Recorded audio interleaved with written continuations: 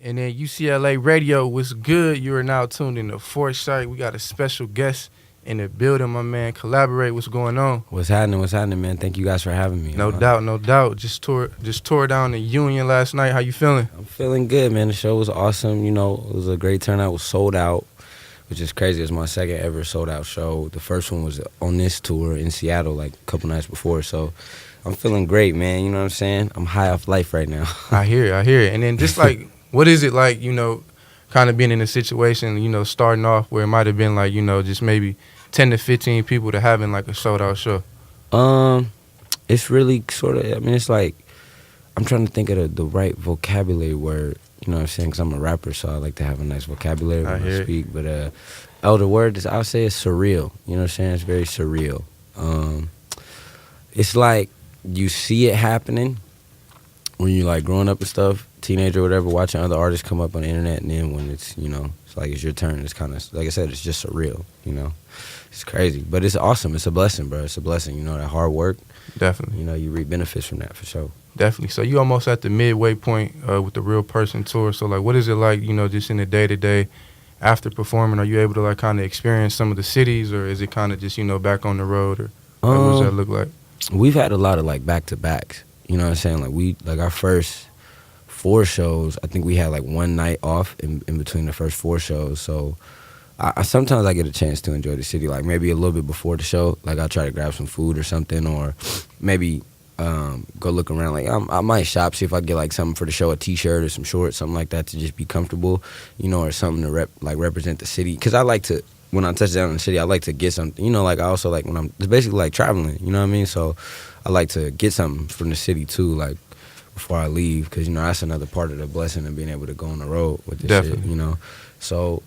But often, really, it's either just food, or I just really just stand outside after the show and just take in the smells, you know what I'm saying, the air and shit, and smoke, and look at the shit and be like, wow, this is dope. But a lot of times, we got to get right on the road, go to the next shit, Definitely. And then kind of, going into the Real Person now, the project, like, what was like, the overall inspiration and, where you were coming at it with conceptually? The overall shit was, it was just poetry, you know what I'm saying? It was just honesty. I think that's always been like a staple in my music, and I think I figured out, I guess, how to relay it like the best way on this project, you know what I mean? How to make it understandable and comprehensible and digestible for others, you know what I'm saying? Myself, my peers, people older than me, younger than me, everyone, So the way I approached this album was just I wanted to make sure that I could be heard and understood, Definitely. I wanted everybody who heard the album to know where I was coming from and what I was trying to, just know who I was. I wanted you to be able to listen to the album and be like, I know this guy. You know what I'm saying? No questions. I wanted you to be able to just pop the tape in, or, turn it on and just play it on your phone and be like, damn, this is ill, and know what I'm about, Definitely. And then I really gravitated towards your music because of your willingness to be openly vulnerable and honest. And then I think this quote by Audre Lorde, visibility which makes us most vulnerable is that which also gives us our source of greatest strength. Mm-hmm. And I think that really encapsulates like the essence of the last project. So what gives you the courage like to be so open and honest in your music? Knowing what it's like knowing the opposite of, okay, so when I'm not honest and open in my music, what does that get me? You know what I mean? Just knowing like the trade-off. Like it's just better to just be unapologetically yourself. Definitely. Than to try to keep up an image or a facade or anything, or to just try to have a curated like image, as opposed to just, you know what I'm saying, just your image just being you every day. What you do is easy, you know what I'm saying? It's easy that way, and it's natural that way, and the music's better that way, you know what I mean? And I guess the inspiration behind it was just like, I guess I just got kind of tired of trying like to be like an artist. I'm trying to be like something for the industry, and I just decided to just do what I do, and I just made what I, you know what I'm saying? Like I just made it like you have to fuck with me, you know what I'm saying? Like Definitely. You have to, and that was the mindset behind writing everything, and even the videos, the merch, everything was just like do it to the point where you fuck with it hella much, you know what I'm saying? Do it to where you, when I say you, I mean myself, to where I'll fuck with it and where I'm really passionate about it, shit, and then it's just easy to rock. I'm rocking my own hoodie right now because I like it. You know what I mean? Right. And it's like promo, but it's like doesn't even feel like promo. It doesn't Right, feel like, right. oh, we gotta put the hoodies on. And I'm like, nigga, I've been wearing this shit for like 5 days. It's my hoodie, you know what I mean? I'm gonna wear it out. I hear it. So yeah. I mean, like when you were making the album, like you knew the direction you wanted to take it, and what was like the main thing that made you choose that title for it, like Real Person? So two things. When I was making a project, when I'm making a project, I don't attack it like, I don't start like working on it like, all right, this is what I'm, you know what I mean? Like, I just write the songs. I write my songs. I go to the studio. I get my beats. I write my songs. I make my music, and then I sit with the music and I look at and I say like, what have we done? What is the narrative that I've been telling? You know what I'm saying? It's like, it's almost like if you've been painting a bunch of things every day for the last 30 days. You know what I'm saying? You'll sit down with those paintings and you'll be like, okay, let's say we're gonna put them in a gallery. Like, how are we gonna show these? What is this about? And you have to sit with the paintings and say, what was I really thinking? And what, you know, and put the, like, not put the concept together, but just sort of like chisel it down and make sure, like, you know what I'm saying, that it's, because I feel like it's hard to write an album and like go into it in the beginning, like, okay, this is what I'm gonna try to do, because then you're trying to direct your creativity, which is like, I don't know, I feel like it's very difficult to take the energy inside you and be like, no, we're doing this with it. You know what I'm saying? Mm-hmm. You gotta just let it be, and then you gotta look at what it was and figure out what it was from there, and then try to figure out, okay, how we gonna make everybody in the world understand this. Shit, why am I so high? I forgot the second question you asked. It was just like, why Real Person? Why Real Person? So I was in New York. I was in Brooklyn about maybe a year ago, like February or January, something like that. And I was in a bodega. And at the time, I had like some people remember, I had like no profile picture on my Instagram. Like, I didn't really have many pictures uploaded to my Instagram, mm-hmm. like that, because I was just kind of like, me and social media have a very complex relationship.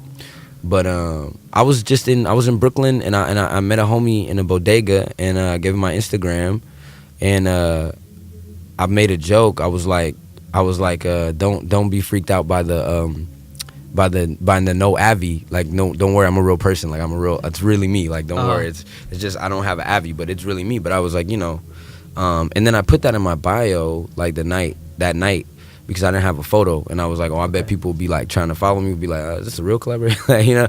So I was like, no, I'm a real person. I put that there, and then that's how all my album titles come, though. Like, they just come, like, we don't be conceptualizing. Like, Hella Good came like that, 1993 came like that. Like, we was just talking, and we was like, man, we should cut this shit, like, you know, like, that's how it's just natural. It's just natural. Like, Hella Good just happened. I was just texting Nick, and I was like, man, this project sound hella good. You know what I mean? That's tight. Boom, you know, crazy. So, definitely. Yeah. And then could you like further like elaborate just like on like your complex dynamic in relationship with social media?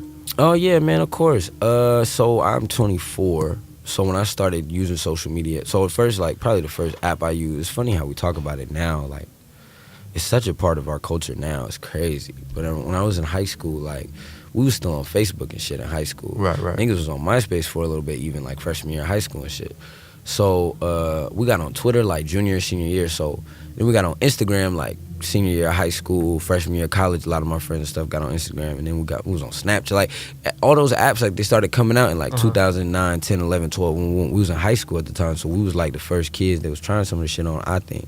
Especially some of the first like teenagers, you know what I'm saying? Like real 15, 16, 17. Like, the kids that use all this stuff now, that's like the age they are. But we was like that age when the shit was coming out, you know? So my relationship with social media is just that I've seen it like from its infancy. You know what I'm saying? Like, I saw Snapchat when there were no stories. Like, I was on Snapchat when there was no stories, when there were no face filters, scans, like nothing. Snapchat used to just be, you take a Snapchat and you send it to all the people in your contacts. You know, or send it to the people that you want to send it to. You know what I'm saying? And then they would either open it, read it, reply. Like, it was it. There was no story. Like, you don't really get. It wasn't as much as it is now. Same with Insta. Like, I was on Insta before it was stories, back when the timeline was chronological. You know what I mean? Back when you could only do one post, before videos, the whole nine. Yeah. So I've seen, like, and not only me, I know other people around my age group, maybe even you guys have seen it, or people, your older siblings, whatever. Yeah. Like, they've seen, like, social media. There was a time before when clout tokens didn't exist. Like, niggas really didn't get major clout off social media. It was just, like, a thing. And then it has become sort of evolved into like a way of life. So my relationship with it is just, it's very like unique because, like I said, I've seen it from its infancy. So it's like this in the one instance where I'm like, I fuck with things on social media and I want to give them clout, you know what I mean? Because I fuck with it. I was there too, and I got the buzz. I get the buzz from it and everything, the excitement and everything. I'm also of a generation where we were kids getting clout from real life shit. You know what I mean? Like, real life stuff was cool to us. Like, we used to, it wasn't like the thing to do something cool and post it on Instagram. It was like the thing to do something cool, maybe have footage of it or a photo of it, bring it back to your boys, tell the story. Like, it was real, you know? So you really want to do a lot of things. Now a lot of people, I think, do stuff for the moment, for the snap, you know what I'm saying, or for the gram, whatever. And there's nothing wrong with that. It's just because I do things too for the gram, you know what I'm saying? But I also know both sides, you know what I'm saying? It's like I be trying to make sure the shit that I do on social media is rooted in real life. Like, you come, like, whatever you see on here, like, you gonna come right to it and see it too, you know what I'm saying? So I just try not to, like, I don't want social media clout, because I've seen that I've literally, like I said, when we were kids and we saw that shit coming up, like, I've seen niggas get they clout and lose that shit, fall out, because it was all facade, it was all fake, you know what I'm saying? So now I'm like, nah, I'm not falling for the okey doke, the pump fake, fuck out of here. My shit gonna be real, you know? Definitely. And then transitioning, with that being said, like, what are your overall thoughts, like, right now with the current cultural trend and phase right now in hip hop? I think it's cool. I think it's enough cool people. Like, I feel like the game is in a cool place right now. And I say that because I feel like there's a good mix of young artists, older artists, you know what I mean? Everybody seems to have this, like, commonality of, like, youth. Like, the poppin' artists, they all seem to be pretty youthful. Like, Kendrick's almost 30, but he's pretty youthful. He's, like, on social media, you know what I mean? And he does his shit on socials in his own way, you know what I'm saying? Or you look at a guy like XXXTentacion, who's on the whole other side, who's 18 or 19, you know, and he has his fan base, and I think over time, he's learned how to, like, properly manage. Like, first, it was wild, you know what I'm saying? But now it's like, you could tell he's matured and grown, you know what I mean, into the shit where it's like, yo, I'm getting my money, I'm running my thing, doing my thing. So right now, I like the way that people are just rock. And I'm not even nobody to be surveying the game, but, you know, if you're asking me my perspective on just what's happening in hip hop right now, I like it. Like, I think there's a good opportunity for hip hop to really, just like the NBA right now is in a great place. I feel like hip hop is in a position to become like how the NBA is right now. It's a lot of talent. Thanks. It's a lot of talent, and niggas just gotta, like, we just gotta, like, play the game. We just gotta go hard. You know what I'm saying? Like, people be pushing themselves. LeBron be pushing people to go hard. Like, Kyrie went to the Celtics, is balling out. Like, Giannis is balling out. Niggas is, like, pushing the game forward. You know what I'm saying? So that's how I feel about it. I mean, to go, like, deeper into it, like, for, like, where you come from and I come from, like, the Bay Area, you talked about it in one of your songs where, you know, it's hard to make it out there because of the way things are working out there. So, like, how do you feel about, like, why there is a lot of talented local artists in the Bay, but, like, nobody has, like, really broke through that bubble? I think for a while it was because shit was kind of cliquish. You know what I'm saying? Shit was just weird, awkward, cliquish. I think it's a combination of things. Like, one, the Bay doesn't have, like, a major industry, like, for music or for entertainment. LA, it's like, this is entertainment capital. It's where you come to do this shit. So if you just a kid rapping on the block, but you nice, you just got to get on the freeway, you know what I'm saying, take you down to Hollywood, boom, boom. And just like that, you know what I'm saying? And the perfect analogy for that, to me, is someone like Kendrick. Like, he's from Compton, but he's a fucking star. He's a mega star because he's incredibly talented, and he's right here in L.A., and once they seen it and they got their hands on it, it's like, yo, we can take this kid, you know what I mean? And him being from L.A. and knowing the culture, it's like he knows how to do that shit. He done probably seen Snoop come up. You see Dr. Dre come up. You seen Boom come up. You seen Warren G come. Like, it's L.A. Niggas just come up, get put on, blow up. TV, radio shows, the Grammys, like, everything's right here, so you get used to it, you get conditioned to it. But I think in the Bay it's a little different because we don't have that same type of industry. Facts. So when people blow up, you blow up on, like, a local scale, and then you have that situation where it's like you're the guy getting attention, or your group or whatever is getting attention from bigger markets, and we need that to be spread on everybody out here. And it just gets into the sense where it's like, damn, is it enough for everybody in the Bay to eat? And then that's when shit starts getting clicky, because people be like, well, I need to get in with niggas that's getting on, or I need to get in over here. Or so I think the way that I navigated it was just being like, you know what, fuck all that. Because I just, you know, me moving to the Bay Area as a teenager, that means I didn't have those same friends that, like was in school and stuff together, so I didn't even have the chance to play the click game, which was cool. It was a blessing, you know what I'm saying, to be able to just do my own thing. But at the same token, you know, whenever there was light being shined on whatever people in a certain clique or whatever, like I had to just know like that wasn't gonna hit me, and I had to just keep doing my thing. But I feel like, you know, right now it's cool because the internet is undefeated, man. It's undefeated, and if you really doing your thing, you going crazy, you can blow up from anywhere. Like my boy Keem from the Bay, Guap Dad 4000, but Keem, you know, a lot of people call him Keem back home. You know what I mean? Like Keem, he was like, yo, I'm about to take the shit. I remember he was saying, like, he said, yo, I'm about to take this shit. I'm about to blow up. Like, I got talent. He got talent. He's really talented MC. He's charismatic, funny, the whole nine. And so it's like, boom, he got on that phone, nigga, got on that social media. I was like, I'm not playing no games. And you look up, and they got billboards in LA, you know what I'm saying? I'm like, there's no, and shout out to my boy Keem, shout out to Guap Dad, man, but there's no, the Ferragamo Falcon, yo, he be cracking me up, man. We actually gonna have him next week. That's beautiful. Tell that nigga I said, what's up, man? All the way. That's my nigga, man. But that shit is beautiful, you know? Like, you could just, if you talented and you got hustle, like, no question. Keem is talented, Keem has hustle. That's it. Like, there's no click, there's no nothing that can stop that. Every day, all he got to do is wake up and go to the studio, you know what I'm saying? And if he make videos and he do that's his thing, make videos, you know what I'm saying? Shoot the video, make your merch, like, it's on you, you know what I'm saying? You could really get it, independent hustle. So it's like, right now, I like that because it's erasing a lot of the crab in the barrel mentality in the Bay, because it's like, I don't have to be mad that Keem is blowing up. Nigga, you blowing up, I'm blowing up. Like, it's good, bro. Go get your money. I see you in the town. Like, I'll see you when we come back. Same thing with SOBRB. Like, y'all blowing up, getting money. Like, cool. I just saw that show in LA. Like, it's great. Everybody could do their thing, get their clout, get their numbers up, do their thing, like, go crazy. When you have the internet and when you have talent, you know what I'm saying? It's like, you really just taking your talent and putting it to the masses. You know what I'm saying? So that's the thing I like the most about right now is ain't no clicks that can stop a nigga. Ain't no, you know, yes, man, I got to get into the room to spit my rhymes. Like, nah, nigga, you got to get into a studio, record the shit. You can do it in the garage, make your art on the computer, get a person to shoot a video for you, make some merch. Like, bro, get out there. Go crazy. Do your thing. And you can go crazy. You can do it. Definitely. And then, like, to your point, digital technologies, like, definitely flatten the barrier of entry for artists streaming what you have it. And, you know, I noticed that, you know, you got the partnership with United Masters. So can you just speak about how that came about? Why did you decide to strike that partnership, and like what exactly do they do for artists? Shit, it was a great move. We got linked up with United Masters almost a year and some change ago, I want to say. And I got an email. They reached out because they saw my song. I want to say Options or Consequences or something like that from 1993 was doing good streams on Spotify and SoundCloud and shit. So they reached out, and originally I think they're like a tech company, or they partner with a tech company. It's like they do tech and music. So when they reached out, they had seen they reached out on the tech, like, yo, we see your numbers doing your thing. We want to just peep your analytics, you know, just keep an eye on you. And so at first we was hella skeptical, especially me and Nick. I was like, I don't know these, you know, let's do a background check, you know what I'm saying?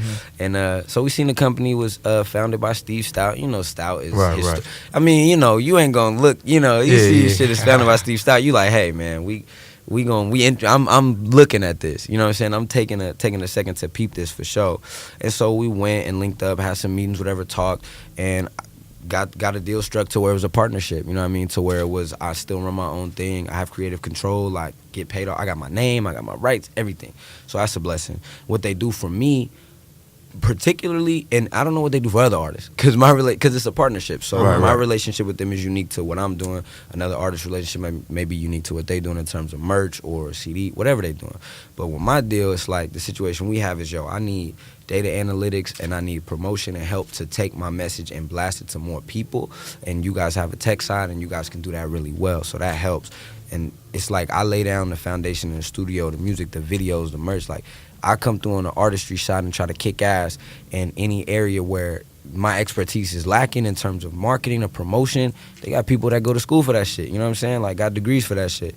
So my partnership right now is solely really, you know, making sure that my music can get distributed and put on all platforms and get seen by as many people as we can, and shit, just make sure that we can blast, like, my content, my videos, everything to as many people that can see them, because I feel like it's the type of art and it's the type of content that's got to be seen. And once it gets seen and heard, it's like it's going to spread, you know what I'm saying, itself. So that's really my partnership is like about trying to help me get in front of the, you know what I mean, as many people to tell my story and sing my song, you know, and they helping with that. It's awesome. It's beautiful. Definitely. Oh shit! Let me knock the mic. And then you know, so overall, Real Person, is this like your third project in? Or? Yeah, this is my third. So I'll call it like my third official like project. Okay. I feel like every rapper has like a bunch of projects. Even the rappers that, you look at their discography on Wikipedia and they got like one or two. Bro, like, this rap shit is trial and error. You know what I'm saying? Right. And it's all the way. It's trial and error. Niggas got raps that's sitting under a bed somewhere in notebooks that ain't never gonna see the light of day, or tapes that's been recorded. But I got stuff I recorded in high school, you know, just going to studios, whatever, just laying down tracks of shit that's just not finished or not double, you know. So stuff like that I don't really, personally as a professional, I don't consider stuff like that something that I'm gonna put in my discography. Right. You feel me? Because as an artist and as a professional, I'm like, yo, I personally want to get my shit to a level where when it's out, it can sit and it can last. Like, kids are gonna listen to this shit. People are gonna, you know, take this shit and be like, yo, this is indicative of what was going on in the time and da-da-da-da. So it's very important to me that every project I put out is like up to a professional standard. So Definitely. Real Person is probably number 3. Like, those are my 3 hella good 1993 and Real Person are the ones I feel like are up to my professional standard, man. Definitely. And then from your perspective, like, what was the development or progress that you were able to make with this project? Damn, the progress that I made the most was probably with my writing. I just started placing a lot of importance on making sure that every bar and like every line had substance and connected. And I think that came with the sort of maturation of me feeling like, you know, I need to tell my story, no image, no bullshit, no fake. So when that's into play, when you're writing, excuse me, y'all got the hiccups, here's water. When you're writing, it's like, it's easy to point out the lines where, I'm trying to say something that's going to be, this is a good part for the song when we drop it at the shows. Nah, I'm not going to think like that. I'm just going to write my poetry, you know what I'm saying? And so that was the maturation, was me feeling like I don't have to try to play the game like in any other way than just the way that I naturally play it. Right. And so once I had that realization, the writing sort of shifted to like more visceral, you know, more purposeful, more meaningful, and more just even more honest, even more vulnerable, because it was like, all right, any bars where you would say something to try to get that hot, you know, that tweet and have people put it in quote, ooh, that's crazy. Right. Now instead of that, like, we gonna make that a bar, but we gonna make that a bar that, like, I got a kid I met in Seattle, man. The homie got I seen both sides of the poverty line, so I hate division tattooed on his forearm. And it's like, you see what I'm saying? That's the type of shit to me where it's like, it's a bar, because I seen both sides of the poverty line, you know, division, Right. But it's also like some real shit. You know what I mean? You're not just you're not just putting a bar to have a bar, like, oh, that was good, but you saying something. So that was the maturation for me, was the writing. Like, say something with your cleverness, with your wittiness. Like, really say something. You know what I'm saying? Right. That was it for me. And then just hearing that response, like, you seem pretty confident just with where your artistry at. And I just curious to know, like, you see, like, industry, like, you know, some of, like, the formulas that go into, like, making a hit record, first 30 seconds, replay value, having a repetitive line. So, like, are you ever tempted to maybe try to jump with a format like that, or like where are you at, like, just regarding that? As far as formatting goes, like, I really leave a lot of stuff to God. As far as formatting goes, and that's just me personally, I don't put that on any other artist. But me personally, I leave a lot of stuff to God, because I feel like I listen to a whole lot of music my whole life. I've been listening to music my whole life. I always love music, kid, adult. I mean, I have a special relationship with music. So I don't feel like you can write, I don't feel like you can have a book or any industry, you know what I mean? Like, this is a hit. A hit is a hit. And we all know that. We've probably heard songs that are a minute and 40 seconds, or 3 minutes 40 seconds, 4 minutes. And Crew Love by Drake, that format is unbelievable. Him and The Weeknd, that's a crazy-ass, weird-ass song, but it's a hit. So for me, it's always been about, like, fuck that. Like, especially now, it's always been like, fuck a format, or fuck trying to do that. Like, because every time I try to make a hit, it doesn't hit. But when I just try to make a great song and sing what I what I want to put on the beat when I listen to the beat, and if I'm rocking it, I'm vibing it. When I'm vibing on it, when I just put what I'm feeling and what's really in my heart and what's going on around me and everything like that, when I put that on the beat, it's like, even if it's not a hit, like a chart topping like hit, it's still a hit. It's a hit to somebody. It might just be a hit to my fans, but shit, like, I mean, no clout. I got 30,000 fans on Instagram, so if I got 30,000 people that love this fucking song, like, that's good, bro. We gonna be on the road. I'm straight. Facts. Cool. So I think it's always been more important to me, you know, to just write this. Because I'm such a big music lover, I like to be able to listen to my songs. If I can't listen to my song, if I don't want to play that shit, if I don't want to smoke and play my music, I'm not fucking with it. It's gotta, cause I'm very harsh on myself, you know, as an artist, and because I love music so much, I'm very like critical. I mean, not only am I critical of myself when I listen, but other artists. I listen to a rapper and be like, oh, I could tell you did a punch in right there. Was you really feeling this verse, or was you just saying it to get it over with to go home? Like, man, it's deep like that. And so I like for my music to, when I listen to it, man, like, I want it to just be 100. Like, yo, I felt that shit, you know? So fuck a format. My format is, can you feel that? Like, are you rocking with it the whole 3 minutes, whatever the song is? Do you stay in the groove? Like, yeah, this is tight. So that's my mentality. And the best artists, I think, do that. You know what I mean? And I always want to be one of the best. So anything that's stopping me from being able to do that and just do my shit on the track, I hear real shit. Facts, real shit. And then once again, y'all are tuned in to UCLA Radio, 4sight, it's Wisco and Sleep. Today we got Caleborate in the building. We about to go ahead and punch a couple records and then pick it right back up. Stay tuned. And then UCLA Radio, you tuned back into 4sight, it's Wisco Sleep and Caleborate. That record right there was One Day, M.A. Johnson. The joint before that was 2:50 a.m. Collaborate off that 1993 project. Yeah. So, I mean, I'm just assuming based on the title, like, did that come to you like a late at night type record?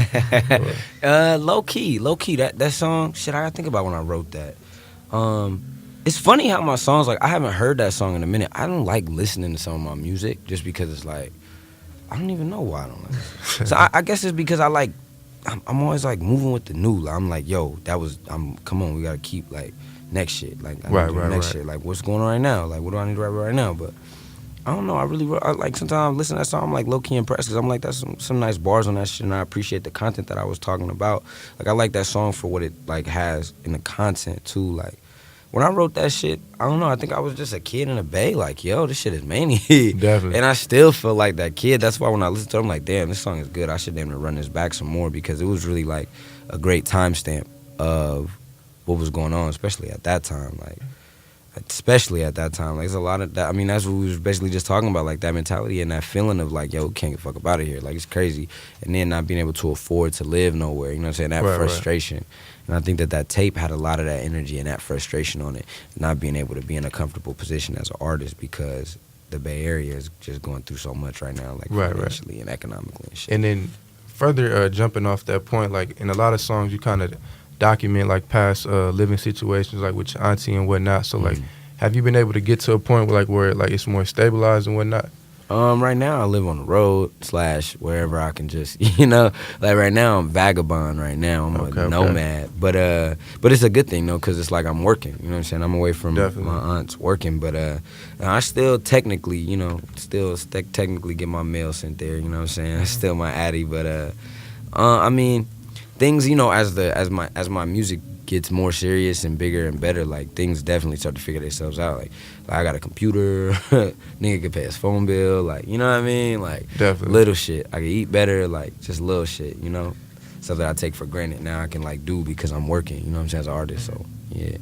And then I know earlier you were talking about like, you know, just the cost of living and whatnot, and you know, I'm originally from Milwaukee, but like I noticed like the Bay Area, Oakland, y'all really got like a distinct vernacular, you know, just overall culture, like, and yes. with gentrification happening more and more, like what is your like perspective on like how that's going to change and adapt things? Personal opinion, because I won't speak for the entire Bay Area, but personal opinion as someone who's lived in the Bay for a minute and his family from there and goes to, you know what I mean, it's Northern Cali to us, it's like backyard, especially for kids from SAC, it's like your backyard. Personal opinion is it's definitely not the same. The culture has changed immensely. Like, it's way different. A lot of the things and people, I don't know. It's just not. They're not there, or they're.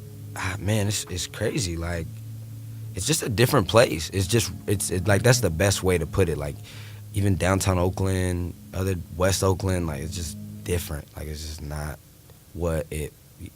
Like to someone my age, what you knew as the Bay Area or areas of the Bay, neighborhoods of the Bay, like what you knew to be, is not that way no more. Like, certain areas you say, oh, don't go there, or yeah, it's cool to go over there, or there's food over here, the people over here, it's not that way no more. Like I said, it's really a different place. It's starting to feel like a different region. I think a lot of people had just found out how dope the Bay is, and then it's like anything else. It's like if one person rolls up their pants legs, you know what I'm saying, then a couple people do it, and then everybody else finds out how dope it is, and everybody else starts doing it. And the guy who was rolling up his pants leg in the beginning is probably gonna roll it back down. Like, you know, I didn't do it for this. Like, I didn't do it for this. I did it because it was dope, and like me and my boys was rocking with it. We was innovators, we was creators, and then like we was rocking, and then all of a sudden like the shit just got trashed. Like, not trash, but it just got like, I don't know where the Bay is at right now. I'll say the people that are, it seems to me like the people that are in control of the Bay Area right now are not Bay Areans, or not people that have been in the Bay 20, 30 years, 40 years. You know what I mean? It doesn't seem like that. It seems like the people with the money are people who got money off doing whatever they do and are buying a bunch of shit and buying a bunch of shit with their friends and owning a bunch. You know what I mean? It's like basically some niggas is like moving into our, you know what I mean? Like moving into an area and kind of taking it over. But it doesn't feel the same no more. And on top of that, a lot of people are moving out, going to other places, you know, just being adults, traveling and seeing other shit. And it's like, that's leaving opportunity. Like, not that it's anybody's fault. It's just like,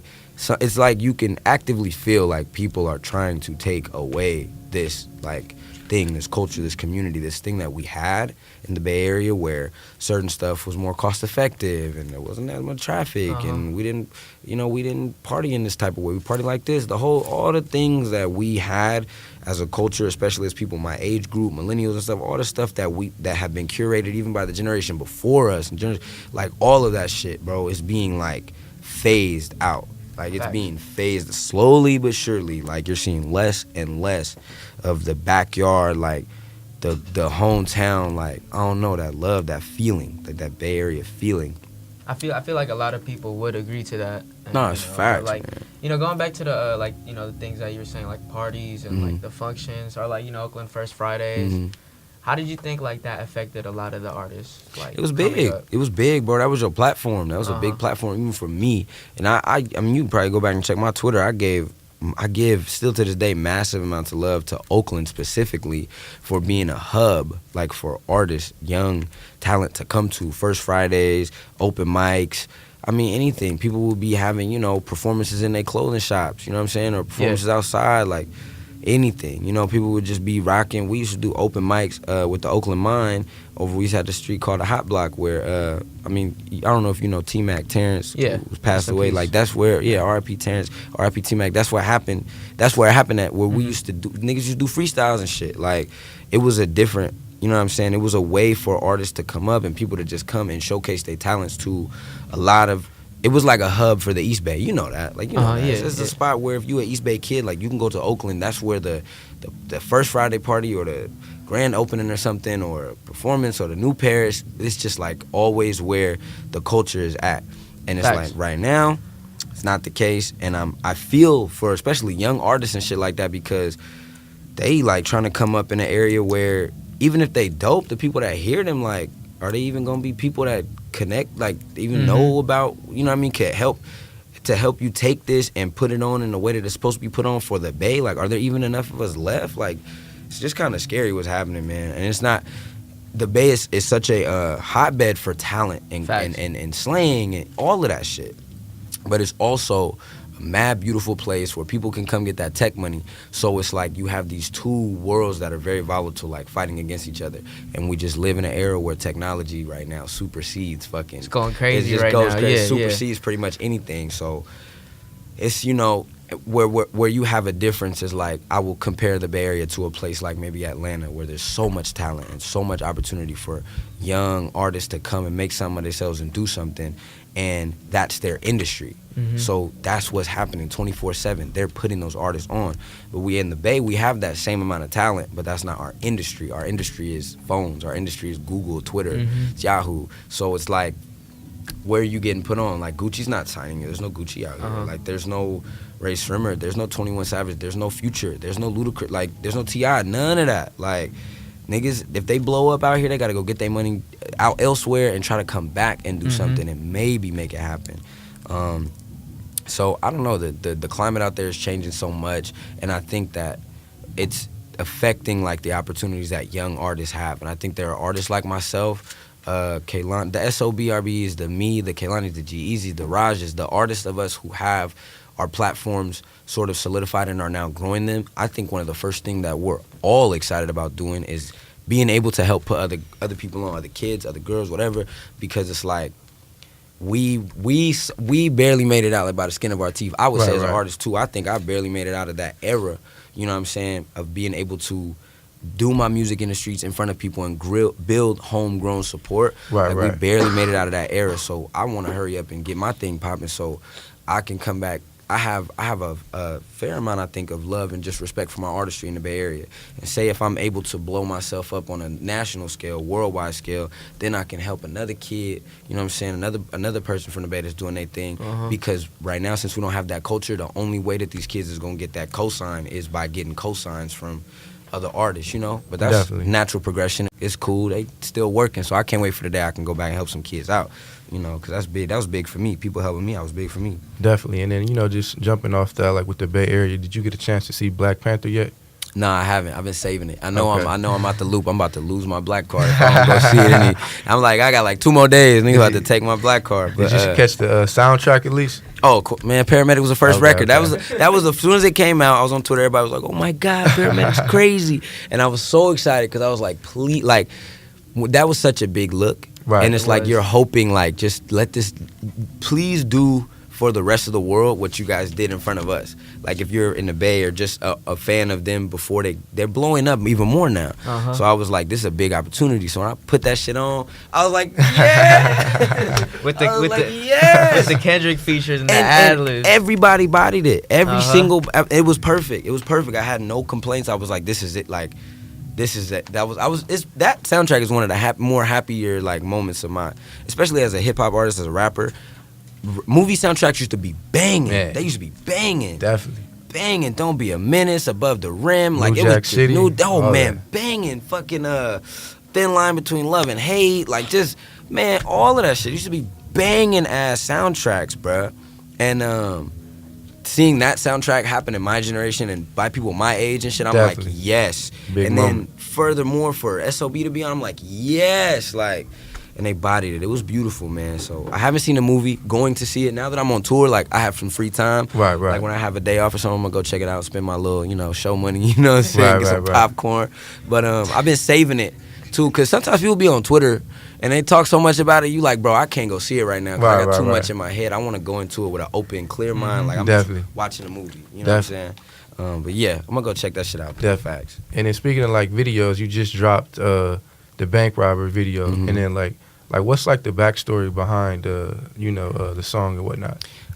So my dad, a lot of people ask me, was dad actually a bank robber? I'm like, no, he wasn't a literal bank robber. He didn't run into banks and rob banks. But I used an analogy for my dad, much like myself. I think much like a lot of people our age in this era, a lot of people are starting their own business. People are trying to be independent. Right. Like, don't nobody want to take their talents and have to apply them for somebody else's business if you could do it for your own. And it's a million ways to start your own shit up. And also, even if you do work for somebody else's business, you can still do your indie thing on the side, or, you know what I mean? Like, my man with the camera, Isaiah, right, with the camera. My man with the camera, you can shoot anything, and then you can also shoot your own shit. You know what I'm saying? So it's like you can really freelance in 2018 and get bread off that shit. And a lot of people do it. And my dad was like that back in the 90s to early 2000s when he had 2 kids and was freelancing, and he was teaching at schools, and he was putting on private plays and community centers, and he was just hustling. And my dad made his money like in a very unconventional way.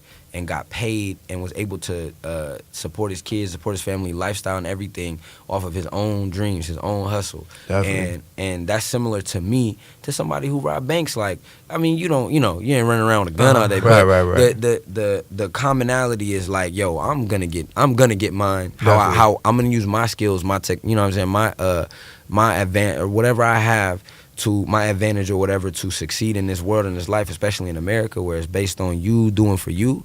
Like, I'm gonna use my talents to get paid and to eat. And so my dad, he just always to me felt like he was going against the grain. And like the most famous bank robbers and shit, they go against the grain. And you be watching movies about niggas and shit that rob banks. The best bank robbers, the best thieves, the best like criminals are the ones who don't have to kill nobody. Right, you right. feel me? And they still get that bag, because it's not about being crazy and psycho and blowing everybody's head off. It's about like, yo, I'm getting mine. Right, Fuck the right, government, fuck this bullshit. I'm in here, everybody stay calm, everybody get on the ground, give me the fucking money, we out, and you ain't even see me. You in my face, you don't got no fingerprints, nothing. You know what I'm saying? I'm just smooth, I'm doing my thing, I'm getting paid, I'm eating. And it's like, you don't have to rob banks to do that. But like for me, rapping, like, that's damn near robbing banks, B, because that's my talent, that's my gift. And it's Right, like, right. look, ain't nobody gotta get hurt. You know, just watch out. Like, I'm coming through, I'm getting mine. You know what All I'm the saying? way. And I'm walking out with my bag. You know All what I the mean? way, And all it's the the way. whole squad, and we going clean. We getting clean money, and we out of here. So, shout feel out it. to my dad for being independent like that. That's my big inspiration for real. All the way. And as we get ready to wrap things up, let the people know where you performing at tonight. Tonight, I'm performing at the Loft, right, in San Diego. Yes, the Loft. Can I get a yeah. The Loft in San Diego with Kari and Yeek. Incredible lineup, man. I urge everybody to check out Kari, Khary, I believe is how you spell it. No, Yeek. Oh, shit. Yeek's not performing with us in San Diego. To everybody from LA. I know he got a lot of LA fans. But still, though, shout out my boy Yeek, Yeek. Incredibly talented. You saw him last Yeah, night. he You was guys saw him there, last man. night. He was Yeah, tight. man, he's fucking cool. I love the way Definitely. he performs. Like, the way that it's funny watching him perform is weird. Almost kind of watching myself in a way that he's very just natural. He's just up there. You know what I'm saying? It's like you were saying when I perform, it's like a listening session, but you able to Yeah. also turn it up. Turn it And up. that's the best shit, because it's Definitely. like, yo, I'm here with you, bro. I'm rocking. Play the music. I'm in the crowd, like, especially when you don't know the artist, you just like, yo, just take me on the ride, bro. Right, show right, me right. what you got. Show me what you about. And when I first saw him perform, it was like, okay. And he, you know what I mean? He's making little jokes to the crowd, and he playing the guitar. You like, okay, so I know what this guy's about. You do your guitar, you make your beats, you be singing, you kind of, introspective. Definitely. So I love that. But tonight, we at the Loft in San Diego, man. Everybody, please come check us out. It'll be great, man. It's going to be an awesome Definitely. show. And then shout out to the homie that was, yelling last night, man. Shout out to Dylan. I still remember Brett's name. Okay, Dylan. Shout out to Dylan, man. Shout All out the to way. Raider Nation. He Raider Nation all the way. But for real. sure, man, appreciate you coming through. I know course. you in between shows, man, so that's really love, man. Of course, it was a blessing, man. I appreciate y'all having me. UCLA, beautiful campus, my first time here. And I wouldn't rather have it no other way except to come here and talk some real shit with y'all. Yeah. So thank you, man. I appreciate it. All the way. 4sight, UCLA, bank robber, let's get it. Yeah.